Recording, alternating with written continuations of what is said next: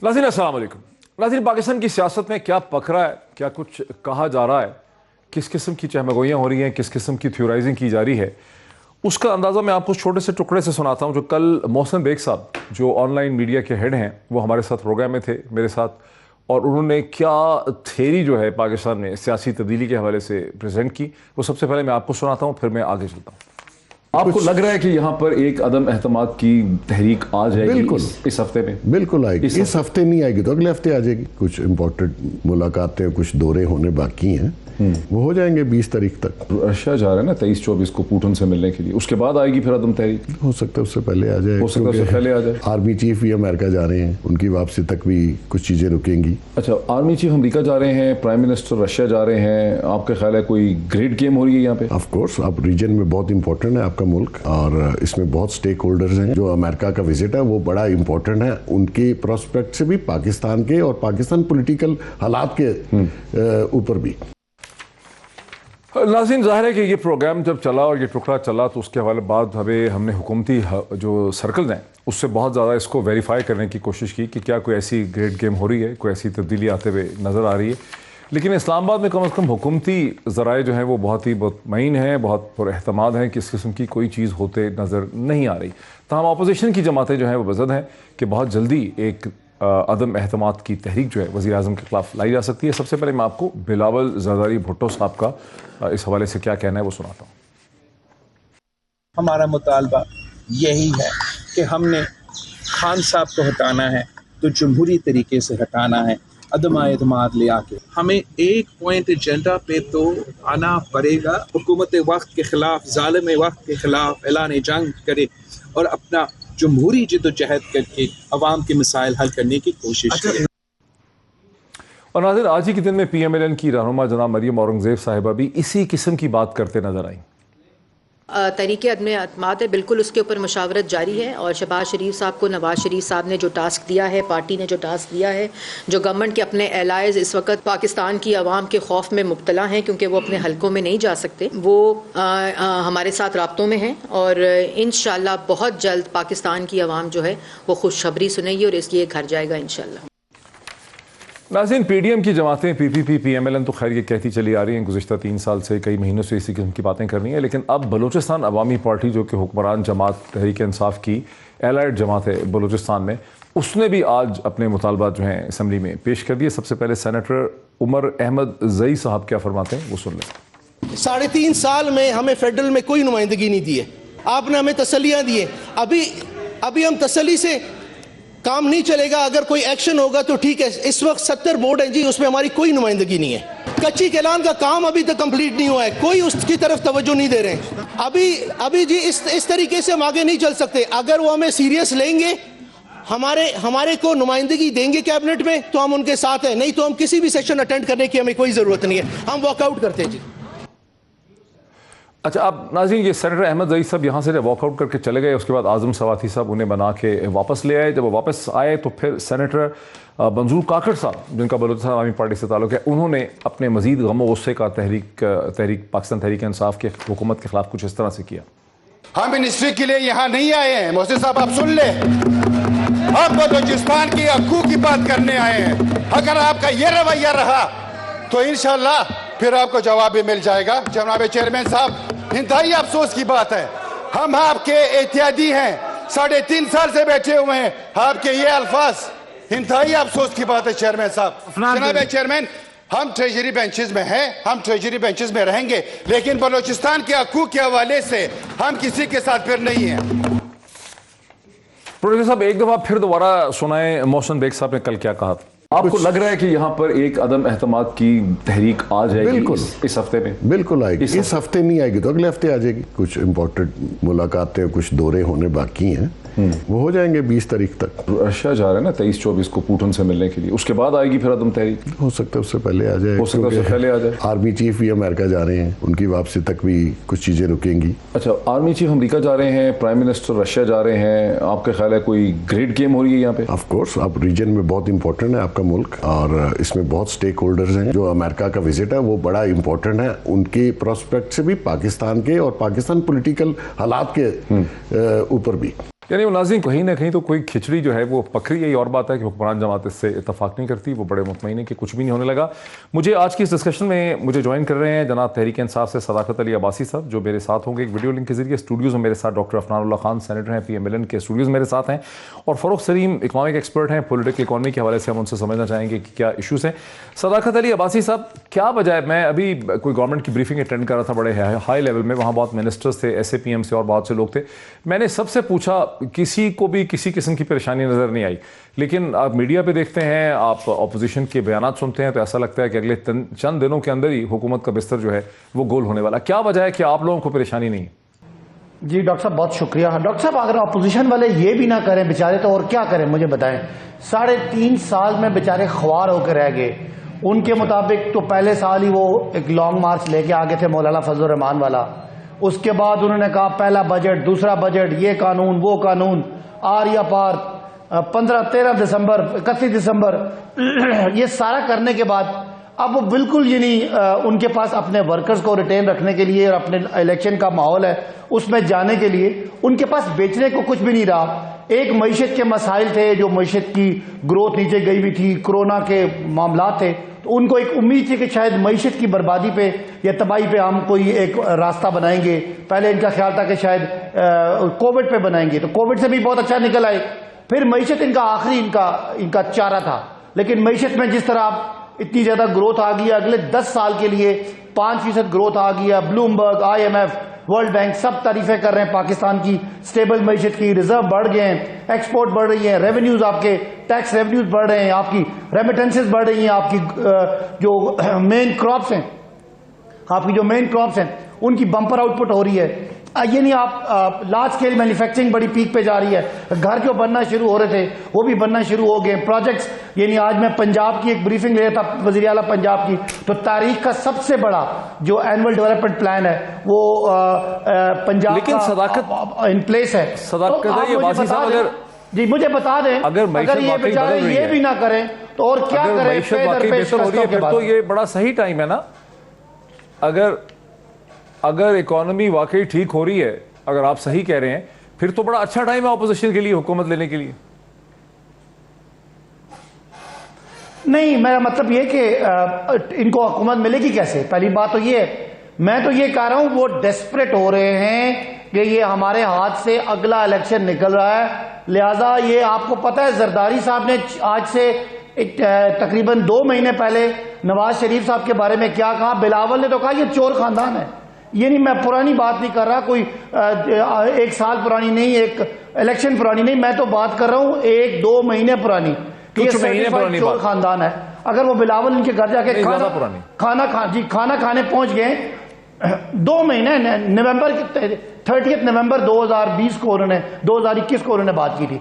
तो मैं कहना ये चाह रहा हूं, अगर इतना जल्दी वो आके खाने पहुंच गए हैं, जुड़ रहे हैं, तो इसका मतलब है इनको पता है कि PTI का अगला इलेक्शन और PTI की पॉपुलैरिटी पूरा पहाड़ है। ये तो छोटे छोटे सूबों में इनकी प्रेजेंस है। ये सारे मिलकर इसलिए आ रहे हैं कि आखिरी ट्राई करके देखें, और इसी बहाने शायद इनका वर्कर भी चार्ज रहेगा और इनका MNA MPA भी इनको नहीं छोड़ेगा। As far as I know, being a member of national assembly, मेरे साथ इनके लोग सारे बैकफुट पे, ठीक है, आप यकीन नहीं करते।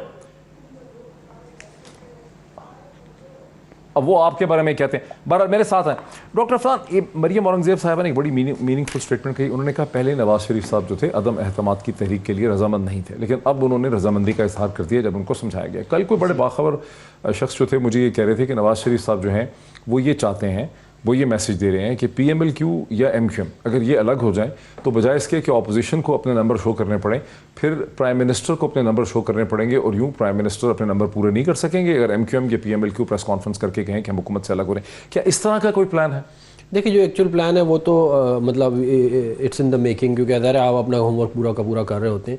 बात यह है कि जो कानून है वो ये कहता है कि इमरान खान को 172 जो है वो वोट लेने पड़ेंगे सिंपल मेजॉरिटी शो करने के लिए। अगर वो नहीं कर पाएंगे तो वो ऑटोमेटिक, तो तभी उनके लिए ट्रिगर होगा ना जब एक इत्तेहादी उनका उनसे अलग हो जाए, एक इत्तेहादी अलग हो जाए, या जो इनके ग्रुप्स बने हुए हैं डिफरेंट MNAs वगैरह, अगर वो वोट डालने ना आए तो भी क्या कहते हैं, एब्सटेन कर जाए तब भी क्या कहते हैं ये हो जाएगा। कोई चीज़ ट्रिगर करेगी ना, फिर सपोज अगर एमक्यूएम, हम हाइपोथेटिकली देख लेते हैं, अगर एमक्यूएम प्रेस कॉन्फ्रेंस करके कहती है कि आज हम हुकूमत के साथ नहीं, हम अपनी जगह छोड़ रहे हैं, या पीएमएलक्यू कहती है, तो फिर स्पीकर को, प्राइम मिनिस्टर को कहना पड़ेगा कि आप अपनी सबकत और अपनी अक्सरियत के अपने नंबर्स पूरे करें।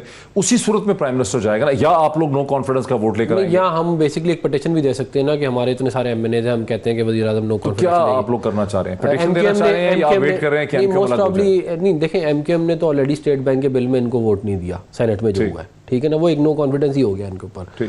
फिर ये कि जो नो कॉन्फिडेंस का प्रोसेस है वो we will follow that process. उसमें जो पिटीशन है वो हम जमा कराएंगे, उसके बाद Imran Khan will have to take vote of confidence from the. आप लोग पिटीशन लाएंगे या आप वेट कर रहे हैं कि इन दोनों जमातों में से कोई अलग हो जाए? ये अगर अलग भी हो जाए तब भी पिटीशन तो फिर भी लानी पड़ेगी ना, पिटीशन फिर भी लानी पड़ेगी, सब यार। अच्छा, अब ये एक जहन में सवाल पैदा होता है कि पीएमएलक्यू के पास 2 मेरे ख्याल है मिनिस्ट्रियाँ पंजाब में है या शायद एक सेंटर में भी है, उनके पास स्पीकर की पोजीशन है, वो क्यों इस हिस्सा बनना चाहेंगे? इसका उनको क्या मिलेगा इसमें से?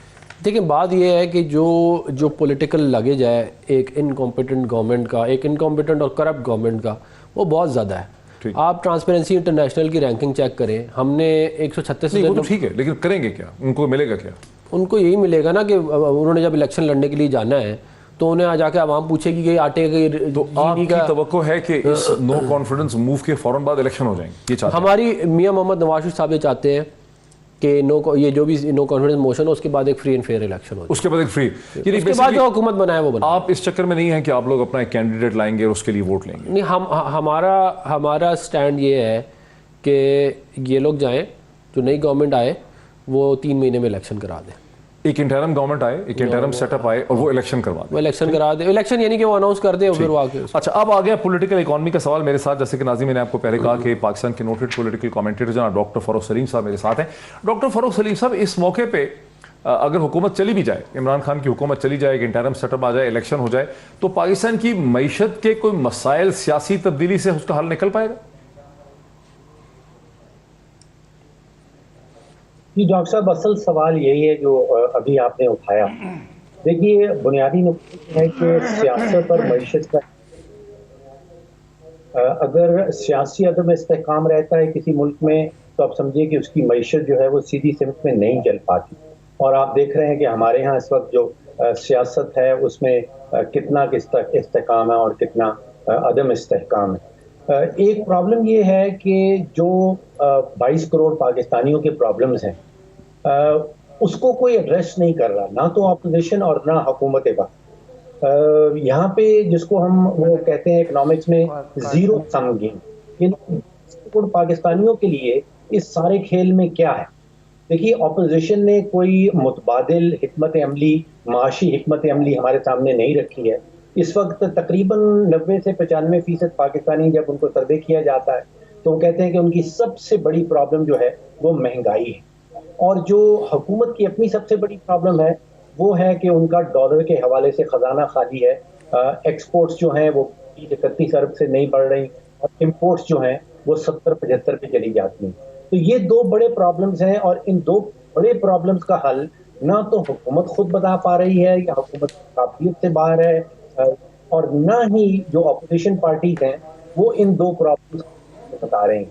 तो इसके लिए 22 करोड़ पाकिस्तानियों के लिए, जैसे मैंने पहले कहा, कि जीरो सम गेम नजर आता है। लेकिन डॉक्टर फ़ारूक सलीम साहब, ऑपोजिशन की कह रही है कि वो हुकूमत को गिराने के लिए इसलिए मुतफिक हो रहे हैं कि अवाम के मसाइल का हल हुकूमत को गिराने में ही है। तो क्या अगर इस मौके पे इस तरह एक पॉलिटिकल ट्रांजिशन होगी तो उसके अंदर से क्या कोई इकोनॉमिक सोल्यूशन भी निकल पाएगा? IMF के साथ एक डील चल रही है, अभी चीन के साथ मुलाकातें हुई हैं, रूस के साथ मुलाकात होगी, यूरोपियन यूनियन का दौरा है, जर्मन चांसलर से है, तो एक चीज़ें तो एक डायरेक्शन में जा रही हैं। अगर दरमियान में पॉलिटिकल ट्रांजिशन हो जाती है तो क्या उससे इकोनॉमिक बेहतरी होती है? एक पहली बुनियादी बात तो यह है कि पाकिस्तान की जो माशी बेहतरी है वो कहीं एक्सटर्नल फैक्टर से नहीं आने वाली। वो चीन या अमेरिका या रूस जाने से या IMF के प्रोग्राम में जाने से नहीं मिलने वाली। ये आप इंसानी माशी तारीख को खोल के देख लीजिए, हर मुल्क और हर एक्सटर्नल पावर जो है वो अपना इंटरेस्ट देख रही है। वो पाकिस्तान का इंटरेस्ट जो सेफगार्ड करना है वो हमारी अपनी सियासी क़यादत ने करना है, वो हमारी अपनी माशी क़यादत ने करना है। देखिए, IMF को आप पिछले 76 साल से वो एग्जिस्ट करती है। कई प्रोग्राम, 180 मेंबर ममालिक हैं, आपको कोई एक भी कामयाब प्रोग्राम उनका नजर नहीं आता। हमारा अपना तजुर्बा IMF के साथ ये रहा है कि हम 70 साल से उसके मेंबर हैं, 23वां प्रोग्राम चल रहा है। अगर किसी मुल्क ने 23 प्रोग्राम कर लिए हैं और अभी तक उनकी मईशत सीधी सिमत में नहीं जाती, तो फिर आप सोच लीजिए कि ये तवक्को रखना कि हमें अमेरिका हमारी मईशत को सीधा कर देगा, चीन हमारी मईशत को सीधा कर देगा, वज़ीर आज़म साहब रूस जाएंगे तो हमारा मामला ठीक हो जाएगा, या चीफ साहब अमेरिका चले जाएंगे तो हमारा मामला ठीक हो जाएगा। देखिए, इन मामलात का हल जो है वो PTI ने अपने मंशूर में 2018 में लिख दिया था, और वो है जब तक हम अपने इस्लाहात खुद नहीं लेके आएंगे, जब तक हम अपनी पब्लिक सेक्टर एंटरप्राइज में इस्लाहात नहीं करेंगे, जब तक हम अपने PIA, पाकिस्तान रेलवेज, ये जो 2000 अरब रुपए का कर्जा उठा के खड़ी हैं हमारी रियासती, तो हमने खुद ये ठीक करना है, बाहर से कोई ठीक करने नहीं आएगा। बिल्कुल, बाहर से नहीं हो पाएगा। ये एक मुल्क के अंदर एक रिफॉर्म्स करनी होंगी, मुश्किल फैसले जो हैं वो उठाने होंगे। एक ब्रेक लेते हैं, ब्रेक के बाद इस बात को आगे बढ़ाते हैं कि आखिर ऑपोजिशन किस तरह से सूरत हाल को बेहतर कर सकेगी अगर ये हुकूमत गिर भी जाती है। After the break.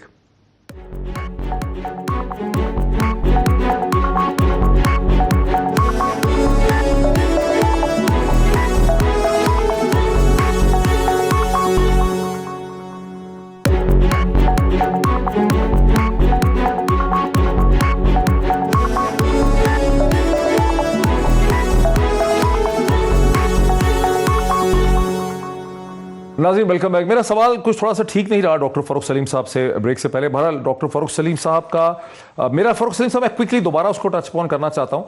मैंने तो जिक्र कर दिया फॉरेन ट्रिप्स का, वो तो एक तरह से स्लिप ऑफ टंग था कि मैं कह रहा था कि कंटिन्यूएशन चल रही है पॉलिटिकल प्रोसेस की। मेरा बुनियादी सवाल ये था कि अगर हुकूमत हट भी जाए, हम एक हाइपोथेसिस प्रेजेंट करते हैं कि हुकूमत फॉल कर जाती है इस हफ्ते, अगले हफ्ते, 10 दिन में, तो क्या ऑपोजिशन के पास पाकिस्तान की मईशत को ठीक करने का कोई फॉर्मूला आपको नजर आ रहा है? कोई स्टेटमेंट, कोई लाहे अमल, कोई मंशूर, कोई डिसीजन मेकिंग, कोई वाइट पेपर आपने ऐसा देखा है जिसके नतीजे में पाकिस्तान के लोगों के मसाइल का दावा हो सकेगा? देखिए डॉक्टर साहब, हम बरतानिया का जो पार्लिमानी ढांचा है उसको अपनाए हुए हैं, और उसमें दो पहिए हैं। उसमें एक हुकूमत होती है और एक ऑपोजिशन होती है। आपने देखा कि वहाँ शैडो कैबिनेट्स भी होती हैं, वहाँ पे शैडो बजट्स भी पेश किए जाते हैं। हमारे यहाँ हुकूमत आ जाती है, ऑपोजिशन जो है वो सिर्फ और सिर्फ तनकीद की राह इख्तियार करती है। वो हमें कोई मुतबादिल हिकमत अमली माशी हवाले से, किसी बजट के हवाले से, वो उसकी कोई पॉलिसी मुतबादिल ऑल्टरनेटिव सामने नहीं आता। इस वक्त भी हाल यही है कि दोनों पार्टीज जो हैं वो एक दूसरे का समझिए कि गला पकड़ने की कोशिश कर रहे हैं, लेकिन उसमें जो 22 करोड़ आवाम के इश्यूज हैं उसको ये तो पता चल गया कि पिछले 41 महीनों में PTI जो है उनका हल नहीं ढूंढ सकी। जो मजमूई बोझ है पाकिस्तानियों के ऊपर वो बहुत बढ़ गया है पिछले 41 महीनों में। लेकिन दूसरी तरफ ये है जो सवाल आपने उठाया है कि ऑपोजिशन ने कोई मुतबादिल बजट नहीं दिखाया है, कोई मुतबादिल माशी हिकमत अमली हमें नहीं दिखाई है। तो एक तरफ तो ये है कि 40% पाकिस्तान की आबादी जो है वो शरह गुर्बत से गिर गई है पिछले 41 महीनों में। आप अंदाजा कीजिए कि हर 10 पाकिस्तानियों में से 4 पाकिस्तानी इस वक्त ऐसे हैं जो शरह गुर्बत से नीचे ज़िंदगी गुजार रहे हैं। अब उनको कैसे उस गुर्बत से निकालना है, इसका कोई प्लान जो है वो हमें ऑपोजिशन ने अभी तक नहीं दिया। बिल्कुल सही, यहीं रुक जाए। अच्छा, जाना तो मुझे चाहिए असल में सदाकत अली अब्बासी साहब की तरफ, लेकिन जो सेंस है इसकी फ़ारूक सलीम साहब की वो आपकी तरफ आती है दोबारा कि प्लान तो आपकी तरफ से कोई नहीं। आप सिर्फ कह रहे हैं इनकी शक्लें हमें अच्छी नहीं लगती हैं, लोग ठीक नहीं, उन्होंने मार डाला, ख़राब कर डाला। आपको कोई प्लान तो देना पड़ेगा, और प्लान आपने देना है तो मीडिया से बेहतर क्या प्लेटफॉर्म्स है जहाँ बताएं कि हम ये 4 चीज़ें करेंगे। करेंसी को कैसे ठीक करेंगे, IMF के साथ कैसे डील करेंगे, महंगाई को कैसे नीचे लेकर आएंगे, क्या करेंगे, रिजर्व्स को कैसे मेंटेन करेंगे, एक्सपोर्ट्स को कैसे बढ़ाएंगे, इंपोर्ट्स को कैसे कम करेंगे, इन्फ्लेशन को कैसे कंट्रोल करेंगे। देखिए, पहली तो बात यह है कि जो पॉवर्टी की इन्होंने फिगर कोट किया, ये जब हम छोड़ के गए थे उस वक्त 2018 में 23% था, ठीक हो गया। 17% पॉपुलेशन का पॉवर्टी लाइन के बिलो गया है, 17-18% इन पिछले 41 महीनों में। ठीक, तो जो परफॉर्मेंस होती है ना, जो गुड गवर्नेंस और बैड गवर्नेंस के अंदर जो बुनियादी फ़र्क होता है वो कॉम्पिटेंसी इनकॉम्पिटेंसी का होता है। अगर आपके लोग कॉम्पिटेंट हैं, उनको समझ में आती है कि मुल्क की इकॉनमी कैसे चलानी है, किस तरह डिफरेंट वेरिएबल्स इकॉनमी के चलते हैं, उसके हिसाब से वो अपनी प्लानिंग करते हैं, तो मुल्क की इकॉनमी ठीक चलेगी। मिसाल मैं आपको मिसाल दे देता हूँ, आसान हर घर की भी एक इकॉनमी होती है। आप ये कह रहे हैं कि हम लोग चूंकि कॉम्पिटेंट हैं और जो पहले हमारी हुकूमत थी उसमें फिगर्स डिफरेंट थे, फिगर्स अच्छे यही कह रहे हैं ना। हम ये कहते हैं कि हमने पॉवर्टी 23% पे छोड़ी, हमने पाकिस्तान की GDP ग्रोथ रेट 6.1% पे छोड़ी, हमने फॉरेन एक्सचेंज रिजर्व जो है वो 24 बिलियन डॉलर तक लेके गए, लेकिन जब हमने छोड़ी तो 18 बिलियन पे थे। हमने इन सब चीजों का मतलब है कि आप ये कह रहे हैं कि हम कॉम्पिटेंट थे, हम ज्यादा समझदार थे। अब अगर हमारी टीम अच्छी है, अब वो जो टीम है उसको कोई कागज तो लाना पड़ेगा ना सामने। मैं वाइट पेपर हमने इशू किया था जब ये लास्ट बजट हुआ है, ठीक, उसके ऊपर एक वाइट पेपर आया जो हमारे इकोनॉमिस्ट क्रिटिकल बजट था, हमने देखा, हमने डिस्कस भी किया, उसमें कोई सोल्यूशन नहीं थे, उसमें सिर्फ बताया था कि इकॉनमी की सूरत हाल क्या है। देखिए बात यह है कि इसके अंदर इस जो इकॉनमी होती है ना, उसका बुनियादी ताल्लुक आपकी पॉलिटिकल साइड से होता है। मैं आपको मिसाल देता हूँ। मिसाल ये कि जब हमारी 2013 में हुकूमत आई तो हमने एक डिसीजन लिया कि हम चीन जाएंगे, ठीक, और हम चीन को शुरू में इंगेज करेंगे, हाँ, और हम अपना उनको एजेंडा देंगे कि हमने करना है, ठीक है ना। हम अमेरिका नहीं गए, हम और जगहों पे नहीं गए, हम चीन गए। ये हमारा एक पॉलिटिकल डिसीजन था। उस पॉलिटिकल डिसीजन का फायदा सीपैक की सूरत में आवाम के सामने आप लोग ये कह रहे हैं कि जो बेल्ट रोड इनिशिएटिव है, जो 100 से ज्यादा मोहल्ला में चीन चला रहा है, वो आप लोगों के कहने पे किक स्टार्ट हुआ है? नहीं, जो सीपैक का मुआहदा था, हाँ, वो 22 मई 2013 को साइन हुआ। तो आपके साथ हुआ ना? नहीं, मैं नहीं, ओबोर तो ऑलरेडी था ना। देखें, opportunities are always there. But doctor साहब, वो उन्होंने श्रीलंका से भी किया, बांग्लादेश से भी किया, उन्होंने बर्मा से भी किया, मुझे एक बात, सेंट्रल एशियन रिपब्लिक से भी किया। उसका मतलब है कि वो उनका एक मंसूबा था, लेकिन वो हर किसी को थोड़ी पैसे देते हैं। अब आप मिसाल मैं आपको दे दूं, मैंने सेनेट में सवाल पुटअप किया कि ML1 की प्लानिंग हम करके गए थे, ठीक, फंडिंग क्यों नहीं आई? इन्होंने कहा हमने नवंबर 2020 में चाइना को लिख के दिया था कि हमें पैसे दे दें, ठीक, उन्होंने आज तक नहीं दिए। अब देखें ना, आप ये तो पॉलिटिकल एक्यूमेन है ना आपका, कि आपने जाके मैं वैसे भी बताता हूं आपको कि हुआ क्या है ML1 का। अच्छा जनाब सदाकत अली बासित, देखिए बुनियादी केस ऑपोजिशन का फिर घूम फिर के यही है कि चूंकि आप लोगों ने इकोनॉमी को मिसमैनेज किया, ये कहते हैं हम कॉम्पिटेंट हैं, हमारे पास बेहतर टीम है, आवाम का बड़ा प्रेशर है, वरना नवाज शरीफ साहब तो अभी तक मूड में नहीं थे अदम एतमाद तहरीक के, लेकिन अब आवाम की बेचारगी की वजह से नवाज शरीफ साहब मजबूर हो गए हैं और वो अदम एतमाद की तहरीक लाना चाहते हैं ताकि आपकी हुकूमत को हटा के आवाम के मसाइल का हल निकाला जा सके। अच्छा डॉक्टर साहब, मैं डॉक्टर फरज सलीम जो कि इंडिपेंडेंट एक तजियाकार है, मैं उनके सामने बात करूंगा और आपके नाज़रीन के लिए आसान अल्फाज में समझाऊंगा कि कॉम्पिटेंट और इनकॉम्पिटेंट, अहल और नाअहल क्या होता है। देखिए पाकिस्तान में जो मौजूदा मसला है पिछले 2.5-3 साल से, वो सबसे बड़ा मसला हमारी करेंसी के गिर जाने का है कि करेंसी हमारी बहुत बुरी तरह गिरी है और हमारे रिजर्व बड़े गिरे।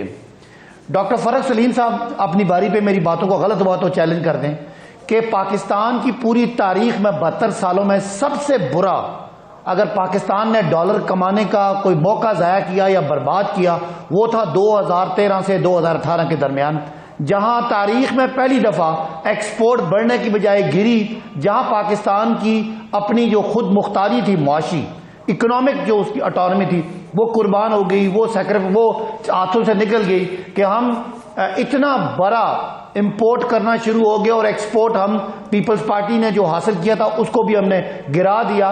वो है जिसको ये अहल समझते हैं। मैं तो बिल्कुल पाकिस्तान की तारीख का स्याह तरीन दौर एक्सपोर्ट के मामले में उनसे समझता हूं, और एक्सपोर्ट के अलावा कोई जरिया नहीं है डॉलर कमाने का। दूसरा जरिया है रेमिटेंसेस का।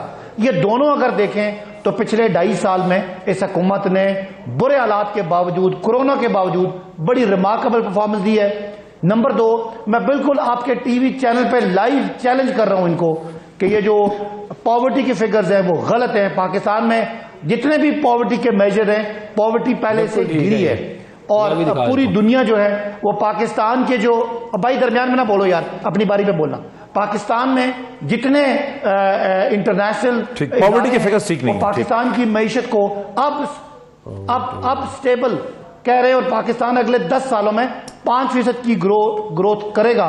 सबसे बड़ा मसला जो पाकिस्तान को आया वो था कोविड, और कोविड में जो अहलियत इमरान खान ने शो की उसको पूरी दुनिया ने तस्लीम किया कि जिस तरह पाकिस्तान ने एक अनदेखी बीमारी या अनदेखी वबा जो 100 साल में एक दफा आई, उसको जिस तरह हैंडल किया, जिस तरह मईशत को खोला और जिस तरह अपना कंस्ट्रक्शन सेक्टर को खोला, आज पाकिस्तान उसके फायदे उठा रहा है। लिहाजा अगर आपने ये मुआवजा करना है तो वो आपको मैं फिगर दे रहा हूं। दूसरी बात ये, मैं दोबारा चैलेंज करता हूं, मुझे ये बता दें कि इस वक्त पाकिस्तान की महंगाई कम करने का इनके पास टेंजेबल क्या फॉर्मूला है, क्या पॉलिसी है, मैं वो सुनूं, मैं लोगों को बताऊं कि मुस्लिम लीग नून जिसने 5 साल इकॉनमी को बर्बाद किया और आखिरी साल पाकिस्तान को बेच के चले गए, $20 अरब का खसारा छोड़ के, और रिजर्व इतने कम कि हफ्तों के रिजर्व रह गए, पाकिस्तान खुदा ना खास्ता मुआशी तौर पे खत्म हो गया था। उनके पास नया क्या गिद्दड़ सिंगी आ गई है कि पाकिस्तान को ठीक करेंगे? मेरा सीधा सवाल है,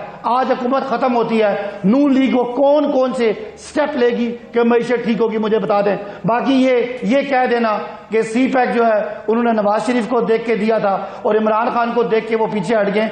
जरा इंडिपेंडेंट आप सर्वे देख लें, इंडिपेंडेंट तज्जिया देख लें कि कितनी कामयाबी इस दफा इस हुकूमत को चाइना में जाके हुई है, और जो हमारा प्लान है रशिया जाने का या जर्मनी जाने का, वो कोई कर्जे लेने का नहीं है, वो बायलैटरल अग्रीमेंट्स करने का है ताकि पाकिस्तान में इन्वेस्टमेंट आए। चाइना, हम सी पैक के सेकंड फेज पे जा रहे हैं, जहां चाइना यहां आएगा, यहां इन्वेस्ट करेगा और यहां से दुनिया को वो एक्सपोर्ट करेगा, जो पाकिस्तान में एक इकोनॉमिक बूम लेके आएगा। तो मैं दोबारा सवाल करता हूं कि ये मुझे बता दें इनके पास वो क्या फॉर्मूला है मईशत का जिससे मईशत एकदम से ठीक हो जाएगी। आपके सवाल रजिस्टर हो गए, मुझे बताएं। आपके सवाल रजिस्टर हो गए हैं। डॉक्टर फारूक सलीम साहब ये कहते हैं कि 2013 से 2018 के दरमियान में इंपोर्ट्स में बहुत तेजी से इजाफा हुआ, एक्सपोर्ट्स में कमी हुई, पॉवर्टी में मेरा ख्याल है वो कहते हैं 40% पॉवर्टी लाइन नहीं है, मेरा ख्याल है ये फूड इनसिक्योरिटी के फिगर्स हैं कि 40% household moderate to severe food insecurity के शिकार है, मैंने जो चेक किया। लेकिन डॉक्टर साहब अगर हुकूमत गिर जाती है, मैं इस तरफ आता हूँ, डॉक्टर फारूक सलीम साहब, PMLN की हुकूमत आ जाती है, PDM की जमातों की कोएलिशन आ जाती है, तो क्या बुनियादी स्टेप 3 या 4 नई हुकूमत को उठाने पड़ेंगे महंगाई को कम करने के लिए, एक्सपोर्ट्स को बढ़ाने के लिए, इम्पोर्ट्स को कम करने के लिए और लोगों की जिंदगी को आसान करने के लिए?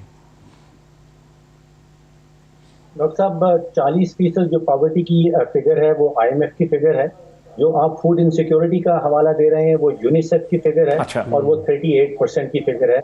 38% लोग जो है वो फूड इनसिक्योरिटी का शिकार है। दोनों के फिगर्स भी मैंने आपको बता दी और सोर्सेज भी बता दी। देखिए, बुनियादी माशी ढांचा जो है वो बदल नहीं रहा, वो PMLN के दौरान भी वही था और वो PTI के दौरान भी वही है। और वो माशी ढांचा ये है कि हमारी मईशत को कब्जे में कर रखा है बड़े बड़े कार्टेल्स ने, जिसमें बिजली का कार्टेल अब सबसे बड़ा बन गया है, चीनी का कार्टेल है, खाद का कार्टेल है, तेल का कार्टेल है, तेल की कंपनियों का कार्टेल है। यही कार्टेल्स जो हैं ये PMLN के दौरान भी थे। फिर उम्मीद ये की जा रही थी और जो मंशूर में दिया गया था, जो PTI ने वादे किए थे कि ये कार्टेल्स को तोड़ा जाएगा। देखिए, जब तक इन कार्टेल्स को नहीं तोड़ा जाएगा, पाकिस्तान की मईशत जो है वो दुनिया भर में बाकी ममालिक से कम्पीट नहीं कर पाती। हुकूमत का काम जो है वो हुक्मरानी है, वो बिजनेस में इन्वॉल्वमेंट नहीं है, वो गंदुम में सपोर्ट प्राइस फिक्स करना नहीं है, वो गन्ने की फसल को कंट्रोल करना नहीं है, वो कंपटीशन कमीशन को स्ट्रॉन्ग करना है, वो नेपरा को स्ट्रॉन्ग करना है कि नेपरा 22 करोड़ पाकिस्तानियों को मफाद देखे और वो बिजली पैदा करने वालों को मफाद ना देखे। इसी तरह ओगरा को स्ट्रॉन्ग करना है। ये चीजें ना तो PMLN कर पाई और अब 41 महीनों की तारीख जो है वो बिल्कुल सामने है, वो PTI वाले भी नहीं कर पाए। तो जब तक तो महंगाई को अगर आप कंट्रोल करने की बात करते हैं, देखिए दुनिया भर में इस वक्त जो ग्लोबल एवरेज है 193 ममालिक की, वो तकरीबन 4.5% की महंगाई है। तो इसमें कोई शक नहीं कि बाकी दुनिया में भी महंगाई है, लेकिन हमारी फिगर जो आ रही है वो 13% की आ रही है। और अगर आप वो सेंसिटिव प्राइस इंडेक्स जिसमें जरूरी खाने पीने की अशिया हैं वो तकरीबन 21% पे जा रही है। तो आप सोचिए कि बाकी दुनिया के मुकाबले में हमारे यहाँ जो महंगाई की शरह है वो 3-4 गुना ज्यादा है। तो ये कह देना कि दुनिया की महंगाई की वजह से हमारे यहाँ महंगाई वो मैं नहीं समझ। बुनियादी माशी डॉक्टर साहब यहाँ अब वो एक जमाना था ना कि हम कहते थे कि हम आएंगे तो महंगाई खत्म कर देंगे, हम आएंगे तो पेरिस बना देंगे, सड़कें बनाएंगे, पुल बनाएंगे, वो तो था ना हम कर देंगे, हमारी ख्वाहिश। अब कहानी उधर चली गई है पाकिस्तान में कि भाई अगर आप सड़कें बनाएंगे, ML1 बनाएंगे, पैसा कहाँ से लेकर आएंगे, महंगाई को कैसे कम कंट्रोल करेंगे, एक्सपोर्ट्स को कैसे बढ़ाएंगे, इंपोर्ट्स को क्या। तो उस सिलसिले में तो आपको कुछ बताना पड़ेगा ना कि आप कह रहे हैं कि भाई हुकूमत को हटा के हम मसाइल का हल निकाल देंगे, कैसे करेंगे मसाइल का हल? देखिए, मैंने आपको बताया ना कि ये तो डॉक्टर साहब को आपने सुना ना कार्टल्स हैं, नहीं वो कार्टल्स आपके जमाने में भी थे, अभी भी हैं। ठीक है, लेकिन देखें बात ये है कि पावर्टी की 31, मैंने भी चेक किया, अपना 31% के ऊपर जून 2018 में छोड़ा है और अभी 40% से ऊपर जा चुकी है। ये तमाम आप जितने मर्जी इंडिकेटर्स उठा लें, इस हुकूमत ने पावर्टी सिर्फ बढ़ाई नहीं है, बहुत ज़्यादा बढ़ाई है। फिर दूसरी आप एक बात देखें, पर कैपिटा हमने छोड़ा था $1480 पे, आज $1190 का है, आप चेक कर लें। बढ़ने की जगह $300 कम हुआ है, ठीक है ना। तो अब उसके ऊपर अगर आप कोई ना माने तो उसका हमारे पास कोई इलाज नहीं। अब मैं दूसरी जो हमारी अपनी स्ट्रैटेजी है वो मैं आपको बता दूँ। देखें, बात ये है कि आपके कैसे रिलेशनशिप्स हैं जो बड़े मेजर प्लेयर्स हैं इकॉनमी के दुनिया के अंदर, उसके ऊपर आपकी और फिर आप कितना अच्छा लॉबी कर सकते हैं, इन तमाम चीज़ों, और फिर आपकी कितनी अच्छी रेपुटेशन है। देखिए ना, इमरान खान साहब को उन्होंने $1 बिलियन भी नहीं दिया, तो ठीक है ना, $1 बिलियन चाइना के पास गए ना, अच्छा चौथा पौने 4 साल होने लगे हैं, इतना बड़ा स्टेचर है, $1 बिलियन नहीं ला सके। जो हम प्रोजेक्ट लगा के गए थे, उनके अलावा इनको कोई पैसा भी नहीं मिला। मतलब कोई भी, आप मुझे बताएं ना, ML1 के पैसे आए कि नहीं आए, शक्कर हैदराबाद के पैसे आए कि नहीं आए, आप मुझे बता दीजिए, मैं क्या कहते हैं उसके बाद मुझे बताएं फलाना प्रोजेक्ट था, proof of the pudding is in the oven, आप मुझे बता दें। बात ये है कि ये शुरू में आए, इन्होंने आगे CPEC को बुरा भला कहा, बैड माउथ किया, ये आप बेशक न्यूज़ उठा के देख लें। उसके बाद आपको चाइनीज पैसे नहीं देते, ठीक है ना, आपने उन्होंने बल्कि बड़ी इनको वार्निंग दी कि हम बाकी चीजें भी रोक देंगे। तो 28% जो रिटर्न ऑफ इन्वेस्टमेंट है ना, ROI, उसके ऊपर इन्होंने एतराज किया कि ये रिटर्न ऑफ इन्वेस्टमेंट बहुत ज्यादा है, उस पर खप पड़ी। देखें, बात ये है कि अभी तो इन्होंने भी वाली बात कह दी है ना कि जो सारे के सारे प्रोजेक्ट लगाए थे वो बिल्कुल ठीक लगे थे। अब तो इसलिए इन्होंने ब्रिगेड जो इनका लगाया, अभी इन्होंने CPEC का हेड जो है उसने वाली बात की है। अब समझ आई है कि चीन नहीं चाहता कि आप इसके ऊपर एतराज करें। नहीं तो जाहिर है, आप जिससे देखें डॉक्टर साहब, जिससे पैसा लेने जा रहे हैं, आप कहते हैं वो इन्वेस्टमेंट भी लेके आया, आप उसको बुरा भला भी कैसे नहीं होगा ना। रेट ऑफ रिटर्न ज्यादा था ना, ये बेसिक मैं ये कह रहा हूँ कि मेरी गुजारिश सुन लें, बिजली महंगी इसलिए होगी 17.5% आपका रेट IRR है, जो बाय लॉ है, जो मुशर्रफ के जमाने से, ठीक है ना। आप यहाँ तो इन एनर्जी प्रोजेक्ट्स पे 28% है। नहीं, जो मुझे पता है वो IRR जो 17% 17.5% क्या कहते हैं, जो हमारा नेपरा का जो अलाउड है, बाय लॉ अलाउड है। ये देखिए, बात आप एक और भी समझने की कोशिश करें, Pakistan is the third world country जहाँ पे इन्वेस्टमेंट आती, बहुत दफ़ा ऐसा हुआ है कि लोगों की इन्वेस्टमेंट डूबी है इधर, जिसकी वजह से हमारी क्रेडिबिलिटी बहुत ज़बरदस्त नहीं है दुनिया के अंदर। तो जब आप प्रोजेक्ट लगाने के लिए जाते हैं तो वो ज़ाहिर है अगला जो है वो आपसे फिर उसके रिस्क के हाई है, आप समझ रहे हैं कि चूंकि खतरा था तो उन्होंने बहुत ज़्यादा रेट ऑफ रिटर्न, उसकी वजह है कि आपका रिस्क हाई है ना, आपकी पॉलिटिकल स्टेबिलिटी नहीं है, आपके मुल्क के अंदर बहुत सारे मसाइल हैं जिसकी वजह से ये सारा कुछ होता है। फिर देखें, बाद ब्रेक ले लूं मैं, प्रोड्यूसर साहब मसलसल करें, एक ब्रेक लेते हैं, ब्रेक के बाद डिस्कशन को वाइंड अप करते हैं कि हुकूमत चली भी जाए तो होगा क्या आफ्टर द ब्रेक।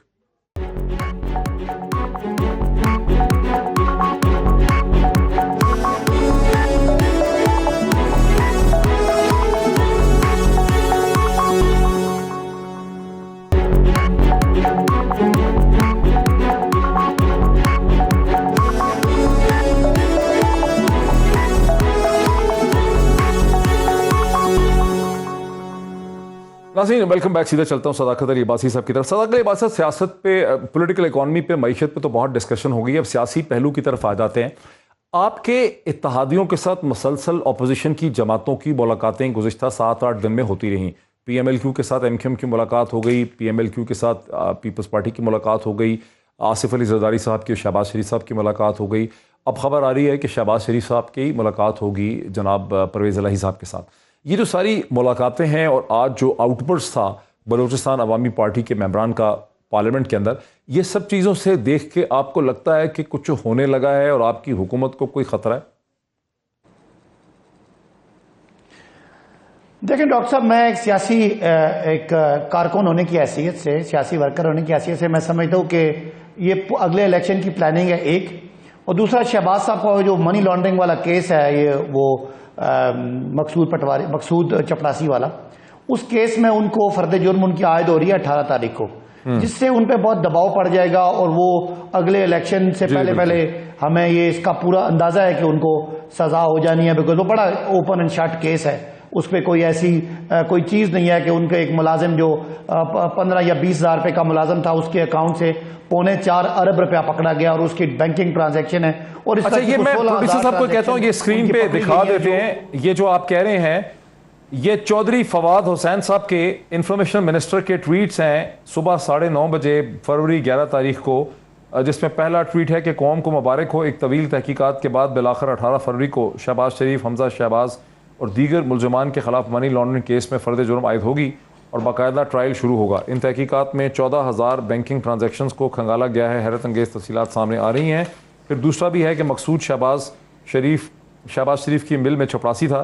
इसकी तनख्वाह 25,000 रुपये थी। इसके नाम पर अकाउंट खोला और 4 अरब रुपया इस अकाउंट से होता हुआ शरीफ फैमिली के अकाउंट से पहुँच गया।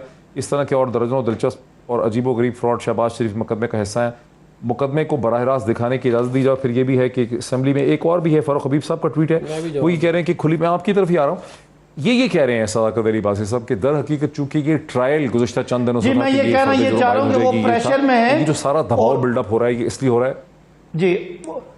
जी तवज्जो हटा इस प्रेशर में है कि इससे पहले के इलेक्शन के करीब ये अपनी तारीखें यही कह रहे हैं ना कि तवज्जो हटाने के लिए ये कर रहे हैं, अपनी तवज्जो हटा रहे हैं। जी तवज्जो हटाने के लिए कर रहे ताकि इस वक्त इनको मौका मिल सके, ये इसको पॉलिटिकल विक्टिमाइजेशन कर सके और एक माहौल बना हो। वरना जो है वो 140वें नंबर पे हम ट्रांसपेरेंसी इंटरनेशनल की जो रैंकिंग है, ये इसका क्या है? मैं उसी पे आ रहा हूँ। देखें ये जो फॉरेन फंडिंग केस था, इसके अंदर ये बात ECP ने जो डॉक्यूमेंट रिलीज किया उन्हें प्रूव हो गई कि PTI के जो ऑफिस बॉय था, जो माली था, जो सारे के सारे उनके नाम के अकाउंटों के ऊपर पैसे आए और उन्होंने कैश किए। ये बात ECP ने की है।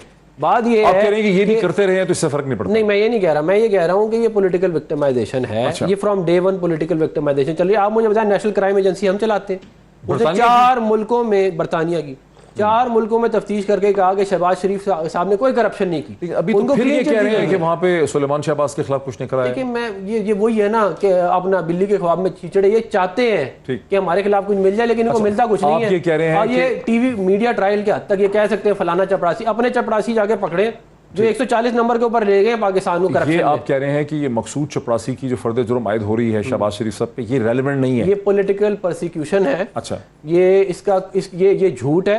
ये जैसे पहले सारे नहीं हुआ, ये पहली दफा। आप मुझे बताएं कितनी दफा उसने अपना जो इनका गया है एसेट रिकवरी वाला शहजाद अकबर, कितनी दफा उसने प्रेस कॉन्फ्रेंस करके जी मिल गया, ये रहा एविडेंस जी, अरबों रुपए, पता नहीं कितने खरब रुपए हो गए। और यार अगर इतने ही अरबों खरबों निकल रहे थे तो ये 4.25 साल आप क्यों झक मरा रहे हैं? मुझे एक बात बताएं ना, नेशनल क्राइम एजेंसी तो हम नहीं चलाते ना, वो तो बाहर की एजेंसी, इंग्लैंड की एजेंसी है ना। वो कह रही है हमने 4 मुल्कों में तफ्तीश करी, इन्होंने शुरू करवाई उधर, और उसके बाद क्लीन चिट दी शहबाज। तो ये जो इल्जाम है 16 अरब और 4 अरब रुपए वाला कि मकसूद चपरासी, ये अलीमा बाजी के अकाउंट में हो सकते हैं, हमारे नहीं है। तो ये मकसूद जो था, मुलाजम था, ये है ही कुछ नहीं। मैं इस बात को पूरी को रिजेक्ट करता हूँ। ये सारा का सारा मीडिया ट्रायल है। ठीक, जो मुझे आप एक बात बताएं, अगर इसमें इतनी ज्यादा रेलेवेंस है और इतनी इसमें जान है, तो ये तो हमें, ये इनको क्या जरूरत था उल्टी सीधी इधर उधर मतलब तीर चलाने की? ये हमें पकड़ लेते पहले दिन। इन्होंने आप मुझे बताएं ना, इनका तो नारा ये था कि हम करप्शन पर इनको सबको अंदर कर देंगे, यही था ना। मुझे मौका दीजिएगा, हम ट्रायल चलाएंगे। आज कौन सा दिन हो गया ये कहते हैं, और आज तक इनसे क्या कहते हैं, करप्शन में कोई बंदा नहीं पकड़ा गया, और इनके अपने बड़े बड़े निकल रहे हैं। आप मुझे बताएं कि ट्रांसपेरेंसी इंटरनेशनल कह रहा है इमरान खान ने चोरी की है, मैं तो नहीं कह रहा। मुझे मौका दीजिएगा 170वें नंबर से 140 नंबर गिर गया है। वर्ल्ड चैंपियन इमरान खान का तो नाम कोई, इमरान खान वजीर आजम कौन है? वर्ल्ड चैंपियन बन गया करप्शन में। आप लोग दूसरों को करप्शन में इल्जाम लगा रहे हैं। फर्क कह रहा, मैं चाह रहा हूं कि लोग कंफ्यूज थोड़ा सा फर्क कर लें। सदाकत साहब जवाब दें, उसके बाद मैं फारूक सलीम साहब की तरफ जाना चाह रहा हूं। जी सदाकत साहब, जी आप क्या कहना चाह रहे हैं? अच्छा, एक तो आपने सुन लिया कि जो मैंने कहा कि 16,000 ट्रांजैक्शन है, और मैंने कहा बैंकिंग ट्रांजैक्शन है और बैंकिंग डॉक्यूमेंट्स है 4.25 अरब के। उसका जवाब यह है कि हम फॉरेन फंडिंग का जवाब दें, इन उसका कोई जवाब नहीं है। दूसरी बात ये, इमरान खान पूरे पाकिस्तान में करप्शन इंडेक्स, परसेप्शन इंडेक्स में बढ़ जाने का जिम्मेदार है, जबकि नवाज शरीफ अपने बेटों की दौलत का जिम्मेदार नहीं है। जो लंदन के फ्लैट हैं वो नवाज शरीफ के बेटों के, वो उनके जिम्मेदार नहीं है, उनके जिम्मेदार नहीं है। लेकिन इमरान खान पूरे पाकिस्तान में, सुने पूरे पाकिस्तान में जो करप्शन का इंडेक्स में कोई 4 पॉइंट नीचे गया है, वो जिम्मेदार है। ये खुद ही डॉक्टर साहब अगले 4-5 दिनों में, ये 8 तारीख को ये सामने आ जाएगा, वो जो आप डॉक्यूमेंट लहराएंगे, फिर ये सजा देना डॉक्टर साहब, ये पूरा एक जाहिर है आपका लीगल प्रोसीजर है। हम नवाज शहबाज साहब को सजा किसी ने, अदालत ने देनी है। ट्रायल शुरू हो रहा है। फर्द जुर्म आयद होने का मतलब यह है कि FIA ने वो तमाम डॉक्यूमेंट्स जमा करवा दिए हैं। अब जितने गवाहान हैं उन पे जिरा होनी है और गवाहों ने आके बयान देना है। तो हम समझते हैं कि ये तवज्जो हटाने के लिए इनको बजाय पेशियां भुगतनी पड़े। इनका ख्याल है कि हम लॉन्ग मार्चेज और इस तरह के अदम एतमाद करके तो कोई आखिरी कोशिश डॉक्टर वरना सीधी सियासी बहस तो हो गई। डॉक्टर डॉक्टर फरूख सलीम साहब, भाई गैर सियासी किस्म का एक एनालिसिस आपसे पूछना है क्योंकि अब वक्त 2.5-3 मिनट खाली रह गए हैं वक्त के। आपको लग रहा है कि अगले चंद दिनों में या हफ्ते में या 2 हफ्ते में ये हुकूमत कहीं गिरने वाली है? आपको फीलिंग हो रही है सारी सिचुएशन को देख के, या आपको लग रहा है कि महज एक सियासी झगड़ा ही है? डॉक्टर साहब, समथिंग इज कुकिंग। देग जो है वो एक गैस के चूल्हे के ऊपर तो चढ़ा दी गई, उसमें कुछ ना कुछ पकाया जा रहा है। आपने सवाल किया क्या इस गवर्नमेंट को खतरा है? इस गवर्नमेंट को खतरा लाहक है। वो मैं इस बुनियाद पे कहता हूँ, देखिए कि 2018 में कोई 1 करोड़ और 70 लाख वोट डले थे पीटीआई के हक में, और इनकी 3 बड़ी स्ट्रेंथ थी। एक तो इमरान खान साहब का अपना ब्रांड नेम था, उसमें उसके नाम के ऊपर बड़ा वोट डलता था। फिर एक नजरिया था उनके पास जो करप्शन के हवाले से, करप्शन के खिलाफ जो नजरिया था, एंटी करप्शन वाला, वो बड़ा मजबूत नजरिया था। और तीसरा ये था कि एस्टेब्लिशमेंट का एक वो दस्ते रफ्कत, आप समझिए कि शफकत जो है हाथ, वो जरूर था। अब आप सोचिए कि वो ब्रांड नेम पिछले 41 महीनों में उस ब्रांड नेम को बड़ा नुकसान पहुंचा है, और वो इस वजह से पहुंचा है कि इतने ज्यादा लोग जो हैं वो हुकूमत की शरह से नीचे गिर गए। फिर वो जो नजरिया था एंटी करप्शन वाला, उसको भी बहुत बड़ा नुकसान पहुंचा है कि 41 महीने में ना तो किसी के खिलाफ करप्शन साबित हुई है, और ना एक धेला, एक फूटी कौड़ी कहीं बाहर के मुल्कों से वापस आई है। और फिर अब ये भी बात की जा रही है कि पिंडी वालों का जो दस्ते शफकत था, शायद वो भी नहीं रहा। ठीक है, अब बात मुकम्मल कर लें तो आप ये कह रहे हैं कि इन वजूहात की वजह से खतरा है, लेकिन क्या इन चंद दिनों में कोई खतरा है?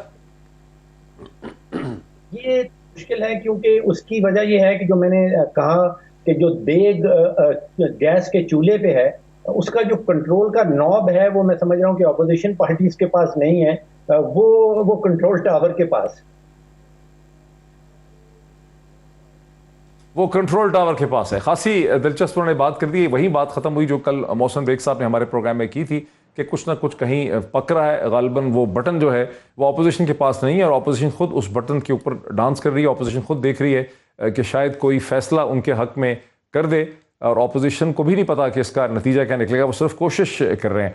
ये सारी डिस्कशन आप देखी सदाकत अली अब्बासी साहब का, डॉक्टर अफनान का, डॉक्टर फरूख सलीम साहब का बहुत शुक्रिया। आज इतना ही, फिर आपसे कल मुलाकात होती है। बहुत शुक्रिया।